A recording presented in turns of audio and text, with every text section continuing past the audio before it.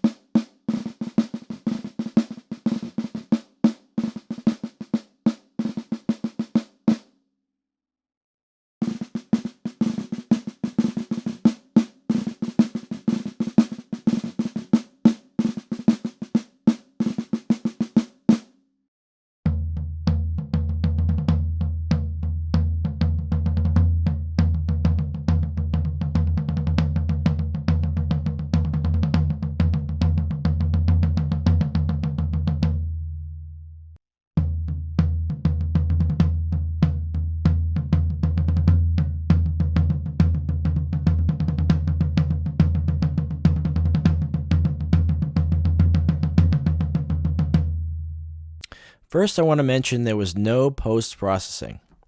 As far as how the E906 did for snare drum and toms, I heard a little bit more snap on the SM57 for the snare drum, and I would say I probably preferred the SM57 overall. It's probably what I would use, but I thought it was fairly close. The E906 did a good job. It sounded pretty good.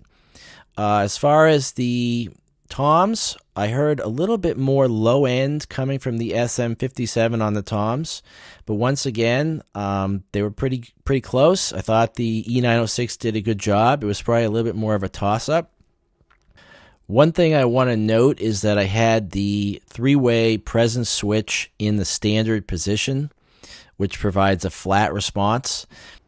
So it's worth noting that you could customize the sound of the E906 even more by engaging the presence boost, which provides more of a bright sound, or the high frequency cut, which provides more of a dark sound. So, for example, on the toms, if you preferred how the SM57 had a little bit more low end, you could use this setting to try to approach that on the E906. I did find that it took a little more getting used to miking drums using the E906 for me because of this flat front design that it has. This is what's called a side address microphone, and I'm used to miking drums using what's called a top end address microphone.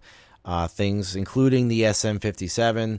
This is another microphone from Sennheiser called the MD421-2, which is a very popular microphone to mic toms and snare drum with as well. Some people think this is a confusing example of a top-end address microphone, but the sound actually is recorded out here through the top of the microphone. So it did take a little more getting used to the positioning and angling using the E906 with the side end address flat front, but I was able to do it, and I'm sure you would be able to too, but it's just a note to have if you're used to using the other types of microphones. So in conclusion, if you have one of these E906 microphones for electric guitar or you're considering getting one, I would definitely put it to use for drums as well. It did a good job on both snare and toms. If you have a standard drum set, you're going to need a minimum of 4 microphones to do the snare drum and the 3 toms. So if you have one of these microphones, definitely put it to use. I'd probably lean towards toms, but you can definitely use that 3-way switch to customize the sound even more and try to get exactly the sound that you're looking for.